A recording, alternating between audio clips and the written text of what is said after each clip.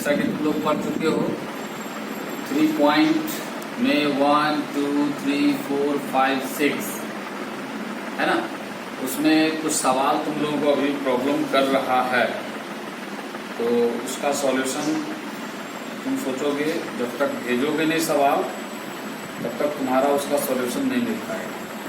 तुम्हारे बोलने से या तुम नहीं पढ़ने से तुम सोचोगे सॉल्यूशन मिल जाएगा, ऐसा नहीं। ठीक है, एक कोमल का सवाल है x माइनस 3y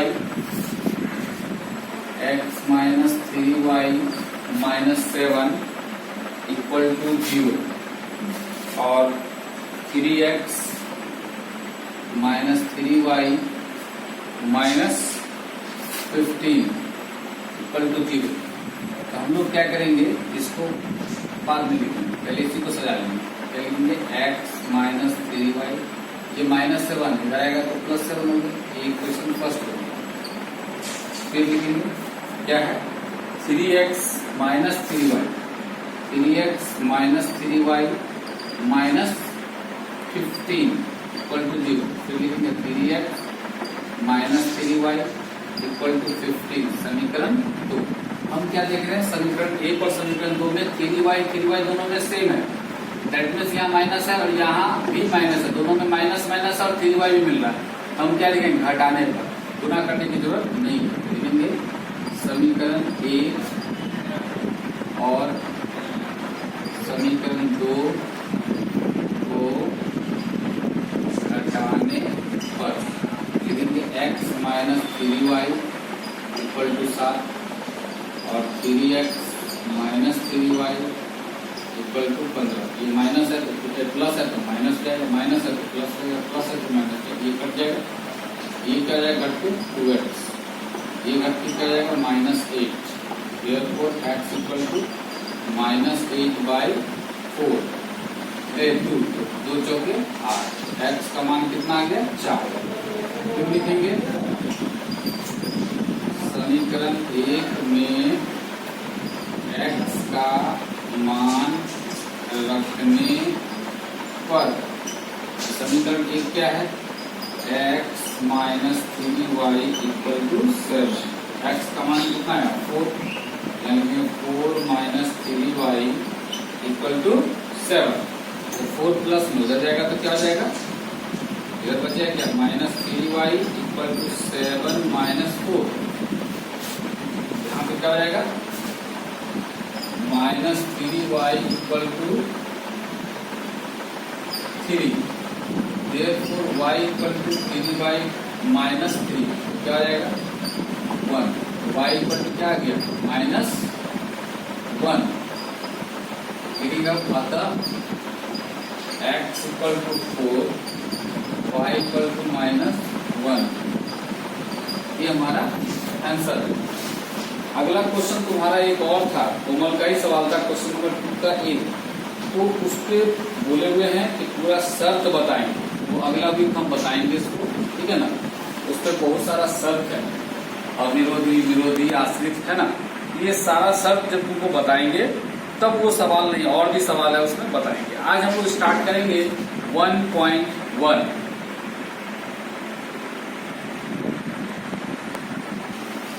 एक्सरसाइज 1.1 यानी फर्स्ट लेसन तुम्हारे बुक का पहला सवाल है, निम्नलिखित संख्याओं का एचसीएफ ज्ञात करने के लिए यूक्लिड विभाजन एल्गोरिथम का प्रयोग करें।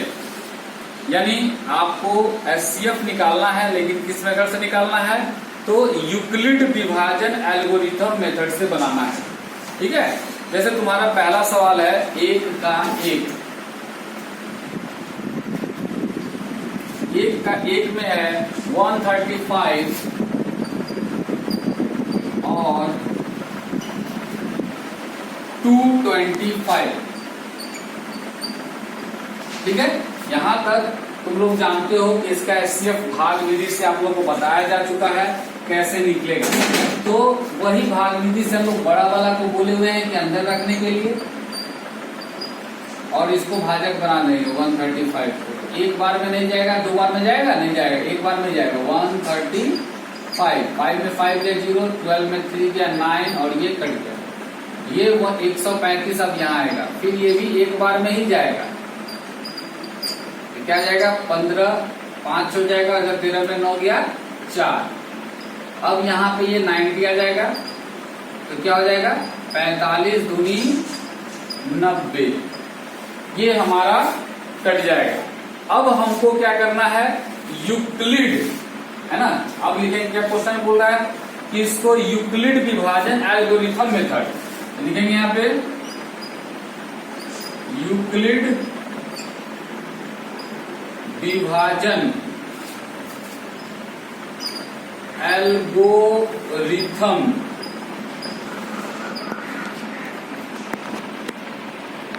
विधि से, क्या विधि से है भाई, सबसे पहले हम यहां लिखेंगे 225, क्या लिखेंगे 225, है ना।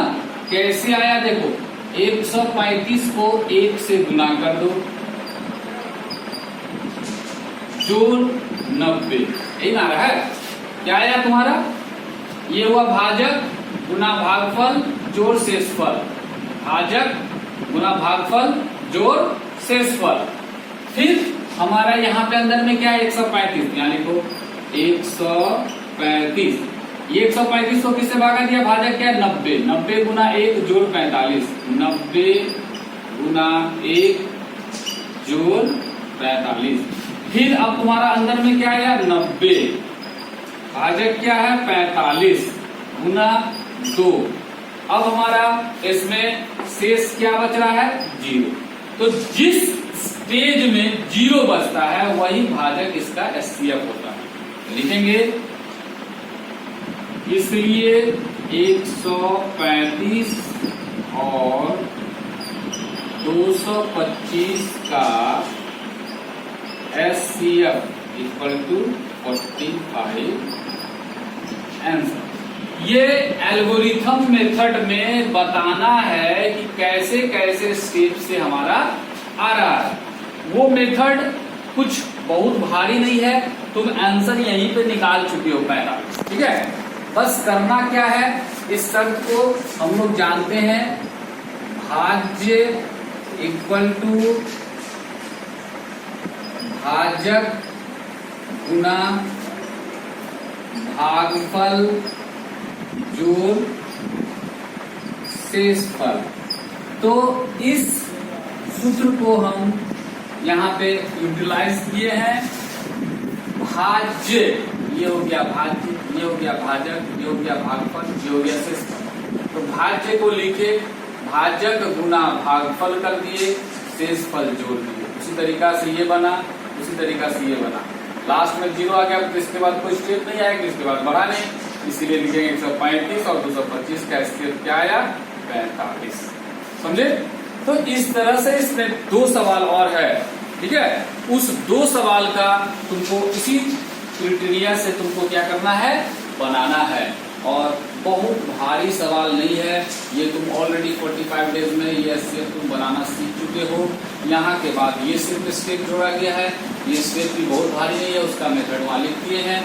ये तुम्हारा ट्रिक कॉपी में उतरेगा और उसके बाद इसको 10 बार बनाना है। ये तुम्हारा 3 नंबर से आता है, क्वेश्चन नंबर 16 में। क्वेश्चन नंबर 16 में ये 3 नंबर से तुम्हारे एग्जाम में आएगा, इसलिए इसको हल्का में नहीं लेना है। सवाल भले हल्का है लेकिन नंबर बड़ा वजनदार है, जिसका नाम है 3। ठीक समझ में आ रहा बात। इसको बनाना है 10 बार, 4 + 4 + 2, ठीक है। ट्रिक कॉपी में भी उतारना है, ओके, ठीक है। देखो, तो दूसरा और तीसरा सवाल इसी तरह से तुम लोग बना लोगे। अब क्वेश्चन नंबर 2, 1 का दूसरा और तीसरा, ये हो गया 3 सवाल है। अब है क्वेश्चन नंबर 2, दर्शाइए कि कोई धनात्मक विषम पूर्णांक 6q + 1, 6q + 1 या 6q + 3 या 6q + 5 के रूप का होता है, जहां q कोई पूर्णांक होता है। तो इसको हमको क्या करना है, दर्शाना है। क्या दर्शाना है, सिद्ध करना है। दर्शाने का मतलब वह सिद्ध करना है।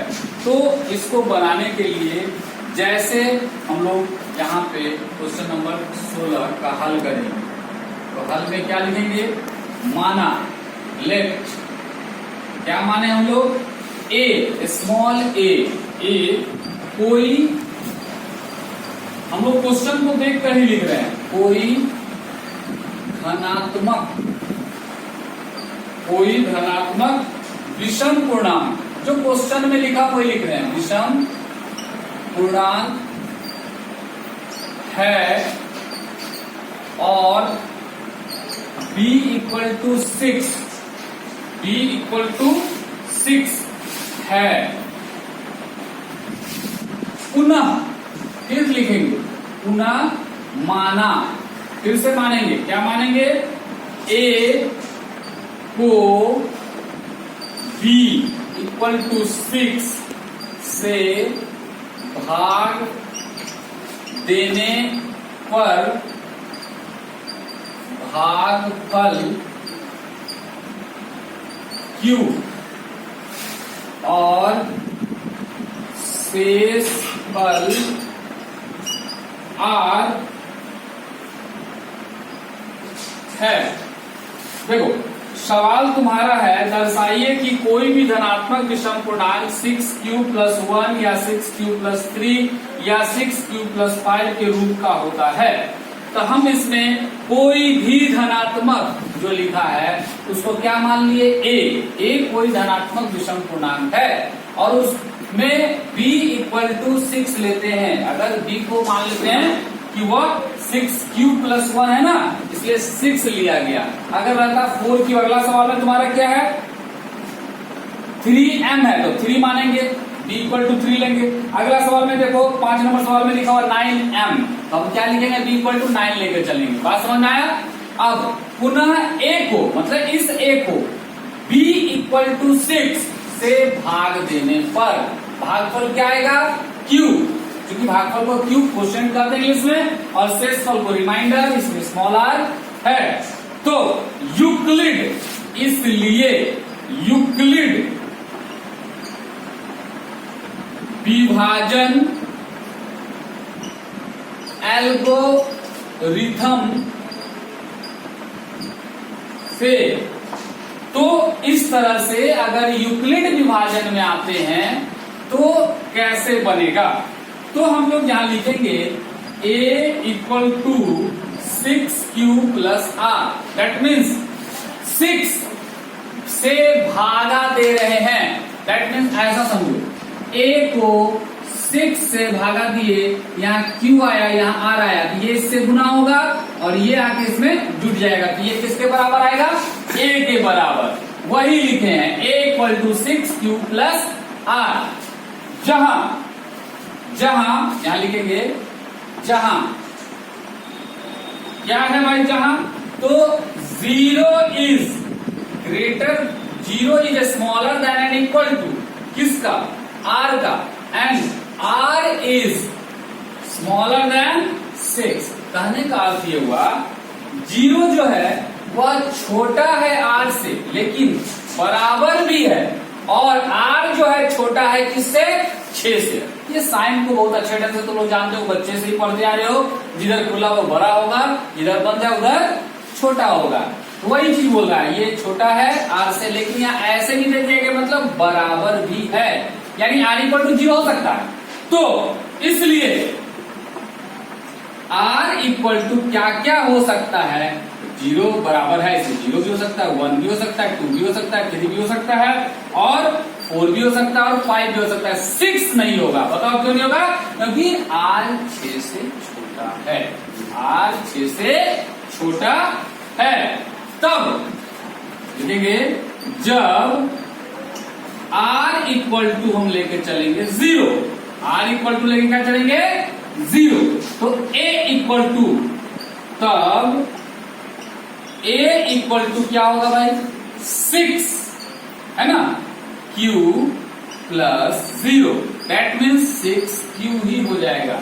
यानी 0 अगर जोड़ते हैं तो क्या हो जाएगा 6q हो जाएगा। ये क्या होगा, सम संख्या हो जाएगा।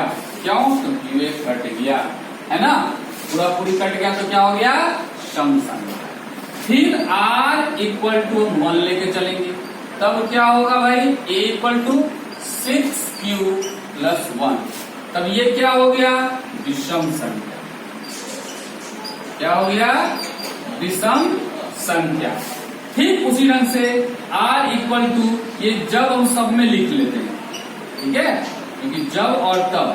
r इक्वल टू क्या लेके चलेंगे, देखो यार 0 लिए, 1 लिए, अब 2 लेके चलेंगे, 2 लिए, तब ये पुट किस पे कर रहे हैं, इस फॉर्मूला पे, a equal to 6q plus r है, r की जगह पे हम क्या लिए 2, तो ये हमारा फिर सम संख्या हो जाएगा, सम संख्या।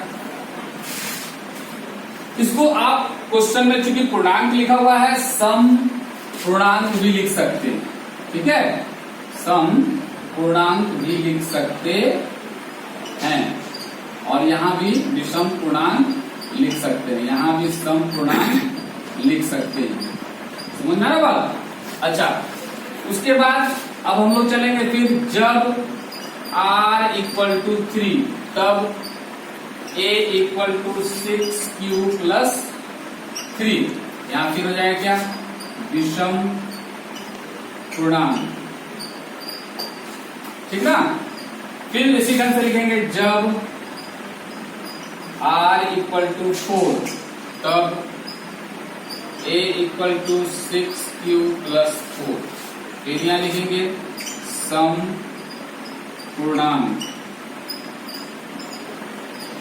ठीक है। अब हम लोग लिखेंगे जब r इक्वल टू 5, तब a equal to 6q plus 5, यहां क्या हो जाएगा, विषम पूर्णांक। समझे?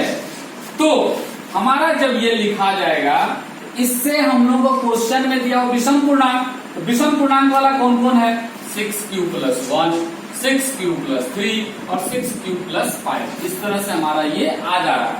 तो अब हम क्या करेंगे, जो मेरा सवाल है लिखा हुआ है, दर्शाइए कि कोई भी धनात्मक विषम पूर्णांक, तो हम वही लिखेंगे, लेकिन उसमें जोड़ेंगे क्या, अतः, ठीक है। अब दर्शाइए को हटा देंगे, दर्शाइए को हटा देंगे और लिखना स्टार्ट कहां से करेंगे, कोई भी, क्या लिखेंगे, कोई भी धनात्मक विषम पूर्णांक, विषम पूर्णांक 6q प्लस 1 कॉमन, या 6q प्लस 3 या 6q प्लस 5 के रूप का होता है, जहां q कोई पूर्णांक है, यहां लिख देंगे प्रूफ।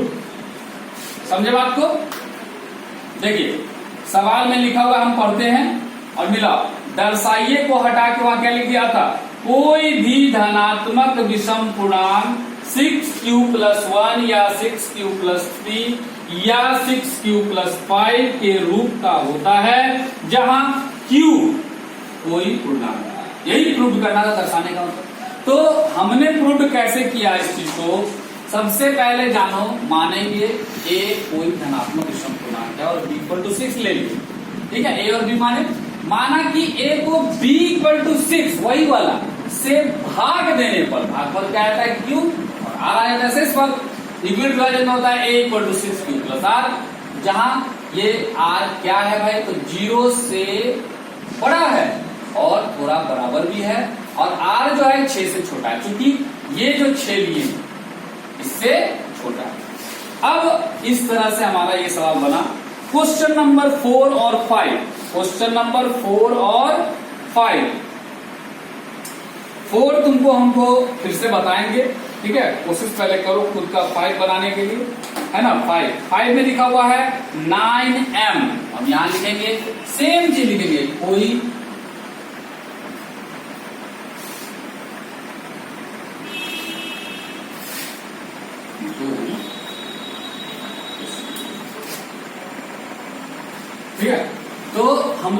लिखेंगे सब कुछ वही, विषम है, इसमें क्या लिखा हुआ है, किसी धनात्मक पूर्णांक लिखेगा, ठीक है। तो हम यहाँ पे लिखेंगे धनात्मक पूर्णांक, विषम नहीं लिखेंगे, समझ में आ रहा बात, विषम नहीं लिखेंगे और लिखेंगे धनात्मक पूर्णांक है और b इक्वल टू 9, फिर लिखेंगे a को b, माना कि a को b इक्वल टू 9 से भाग देने पर भागफल q और शेषफल r सब कुछ वही रहेगा, यहाँ हो जाएगा 9q प्लस r, ठीक है। लेकिन यहाँ पे m है दिया हुआ है ना, तो हम लोग मानेंगे भागफल को m और r को मानेंगे r ही, क्योंकि r के लिए कुछ नहीं दिया हुआ, ठीक है।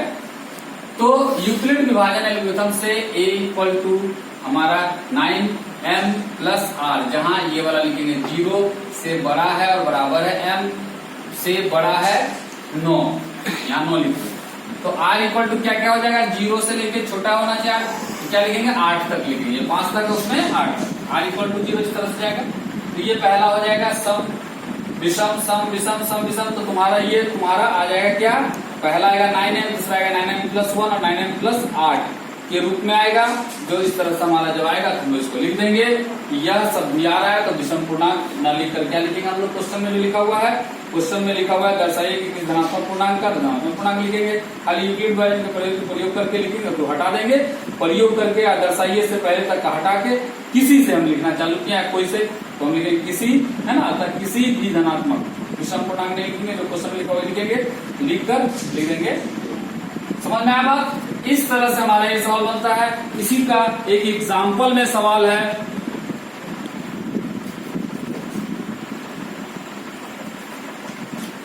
एग्जाम्पल नंबर 3 और एग्जाम्पल नंबर 2 सेम तरीका से बनाया गया है, ठीक है ना। एग्जाम्पल नंबर 2 और 3 सेम तरीका से तुम बना सकते हो, देखना बना के तुमसे बड़ा आसान लगेगा इसको बनाने में। अब क्वेश्चन नंबर हम लोग देखते हैं इसी में, है ना, 3। ये सवाल को आपको ट्रिक कॉपी में उतार देना है क्वेश्चन उतारने के बाद, और इसको 10 बार रफ कॉपी में बनाना है, 4+4+2 करके, और उसके बाद भी ना आए तो कोई बात नहीं है, आप पूछो, आप पूछते नहीं हो और बोलते हो हमसे बन नहीं रहा, ठीक है, पूछना है। हाँ, हो सकता है तुम में से कोई सोच रहे हो कि सर हमारे पास सुविधा नहीं है, कैसे पूछिए, तो पूछना तो होगा, इस मुसीबत के समय में हम भी तुम्हारा उसी तरह हेल्प कर सकते हैं, ठीक है। अब हम लोग देखते हैं क्वेश्चन नंबर 3। क्वेश्चन नंबर 3 बोल रहा है किसी परेड में 616 सदस्य वाली एक सेना की टुकड़ी 32 सदस्यों वाली एक आर्मी बैंड के पीछे मार्च करता है। दोनों समूहों को समान संख्या वाले स्तंभों में मार्च करना है। उन स्तंभों का अधिकतम संख्या क्या होगा जिसमें वे मार्च कर सकता है। जैसे ही 2 संख्या दिया हुआ है और उसमें हमको निकालना है अधिकतम संख्या बोल रहा हो, हम उसका एचसीएफ निकालेंगे, ठीक है, यानी इसका एचसीएफ निकाल दो और तुम्हारा आंसर आ जाएगा, ठीक है। देखो कैसे बनेगा, सेना की संख्या इक्वल टू 616 हो गया। अब लिखेंगे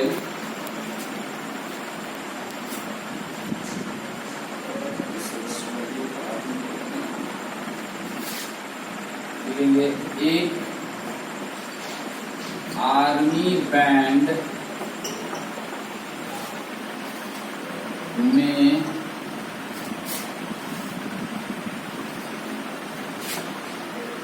सदस्यों की संख्या इक्वल टू 32, लिखेंगे 616 भागा 32। इस तरह से हम लोग इसका एचसीएफ निकालेंगे, तब हम लोग निकाल के लिखेंगे क्या होगा। 32 एकम 32, 11 में 2 हो गया 9, ये हो गया 5, 5 में से 3 जाएगा 2, ये 6 आ जाएगा, है ना। तो हमारा क्या ये 32 से नीचे कटेगा, देखा जाए 8 से अगर काटते तो 8 दूनी 16, 8 के 24 1 25।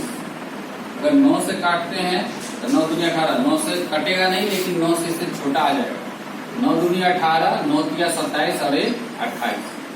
यहाँ 16 में 8 गया 8 और ये मेरा कट गया 18, ये 32 आया, है ना, 8 चौका 32 कट गया, लिखेंगे। अब यहाँ बोल रहा है क्वेश्चन में, तो उन स्तंभों की अधिकतम संख्या, मतलब ये एक स्तंभ, एक आर्मी बैंड में 32 संख्या, तो ऐसा बैंड का स्तंभ क्या गोलाइन लग सकता है? 32 होगा, 8 गोलाइन लग सकता है। क्या गोलाइन लग सकता है? 8 गोलाइन ही हम लोग बना सकते हैं, तब जाके हमारा बनेगा। ठीक है, समझ में आ रहा बात? तो लिखेंगे, क्योंकि स्टेप 8 आया, अतः आर्मी बैंड के स्तंभों की संख्या बराबर क्या हो जाएगा? क्यों होगा 8? क्योंकि हमको इसका अधिकतम संख्या निकालना। स्तंभों की अधिकतम संख्या लिख सकते हो यहाँ पे, स्तंभों की अधिकतम संख्या इक्वल टू, मतलब अगर हम एक बैंड ऐसा करके बनाएंगे, एक बैंड में कितना रहेगा? 32 आदमी रहेगा, तो ऐसा क्या वो बना सकते हैं अधिकतम? तो 8 बना सकते हैं, उससे ज्यादा हम नहीं बना सकते, तो उसके बाद हमारा आदमी उसमें नहीं है। समझ में आ रहा बात? तो क्वेश्चन नंबर 4 आप अपने से एक बार कोशिश करके देखिए, है ना, और जैसा कि उदाहरण में दे दिया उसका थोड़ा संकेत, और 5 को बता दिए कैसे बनेगा, और एग्जाम्पल, ये सारा आपको खुद बनाना है। अब ये लेसन पूरा कंप्लीट हो रहा है, और 3 पॉइंट में जैसा कि हम छोड़े थे तुम लोग को कि बनाना है खुद, तो उसको तुमको क्या करना है? बनाना है। ठीक है, बनाने के बाद ही तुम लोग को पता चलेगा। अब एक सबसे बड़ा प्रॉब्लम क्या हो रहा है तुम लोग के पास, कि तुम लोग घर में पढ़ तो रहे हो लेकिन पढ़ नहीं रहे हो। ठीक है, जैसे संडे था, संडे में रिवीजन करना है ना, संडे को आपको सारा पढ़ाई का रिवीजन करना है। कुछ बच्चों के पास क्या है कि पढ़ाई के लिए सब कुछ है लेकिन पढ़ नहीं है। कुछ बच्चों के पास क्या है, कुछ चीज है तो कुछ चीज नहीं है। जैसे किसी के पास मोबाइल है तो रिचार्ज नहीं किए हैं, कुछ के पास क्या है, रिचार्ज कर सकते हैं लेकिन मोबाइल नहीं है ना। तो यह सारा प्रॉब्लम को थोड़ा सा एक दिमाग लगाओ कि कौन हमारे सह दोस्त हैं, मित्र हैं, वह मित्रों के साथ मिलकर थोड़ा सा हेल्प लीजिए, जाके कॉपी में उतारिए, वीडियो उनके पास देखकर बैठकर देख लीजिए, समझ लीजिए, फिर घर में आके बनाइए। थोड़ा सा तो हेल्प लेना होगा, क्योंकि देखिए मजबूरी है आपकी, हमारी सभी। आपको कोचिंग के द्वारा टोटल सब्जेक्ट की पढ़ाई भी हो रही है, आप लोग का बुक टोटल बच्चों को दे दिया गया है, एक बुक दे दिया गया है, सारा बुक फ्री ऑफ कॉस्ट में तुमको दे दिया गया। ठीक है, जब तुमको बुक मिल गया, पढ़ाई यहां से जा रहा है, जो मैथ्स बताया जा रहा है वो बताने के साथ साथ उसका इमेज भी तुमको दिया जा रहा है फोटो खींच के, तो कोशिश करो कि उसको बनाए। अगर जहां समझ में नहीं आता है क्लास में जैसे पूछते सर ये क्या हुआ, तो मैं उसी बात को दोहराता हूँ, आप वीडियो में उसी बात को दोहरा सकते हैं, आपको फिर वहां समझ में आएगा। तुम्हारी हर क्वेश्चन का आंसर उस वीडियो में दिया हुआ है, अगर देखोगे बढ़िया से तो। अगर फिर भी नहीं आता, कहीं कहीं पे क्यों है तो उसको नोट करके रखो, और जब क्लास मैनुअल स्टार्ट होगा उस समय आपको क्लास के अनुसार पूरी तरह खत्म हो जाएगा।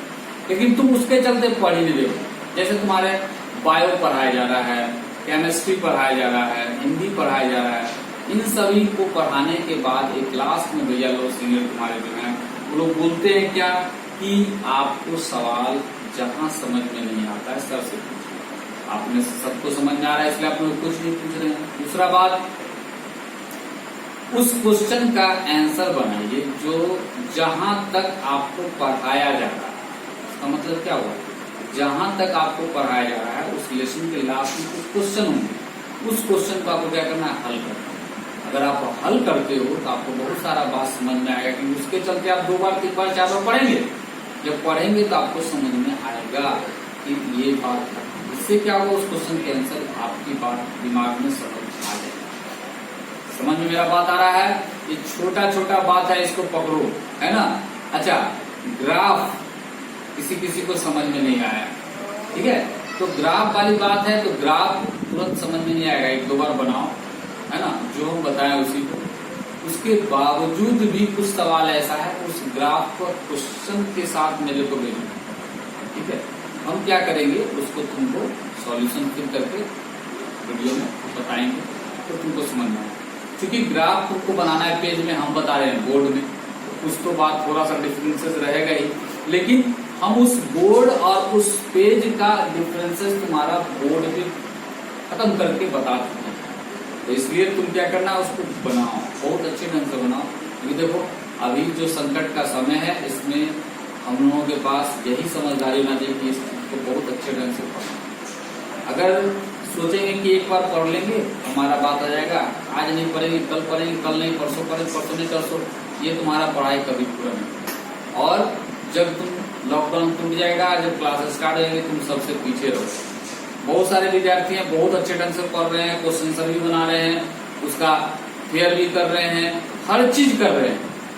तुम्हारे ही कोचिंग के स्टूडेंट की बात नहीं, आज तुम्हारे सारे बच्चों को किताब जो दिया जा रहा है या दे दिया गया है, वो किसी भी संस्था ने ऐसा नहीं किया है। तो किताब फ्री ऑफ कॉस्ट में मिल गया, तुमको पढ़ना चाहिए मन लगा के। तुमको किसी भी प्रकार का और तरह का कोई हेल्प चाहिए तो यहाँ पर तुम फोन करके या व्हाट्सएप में भेज सकते, ओके।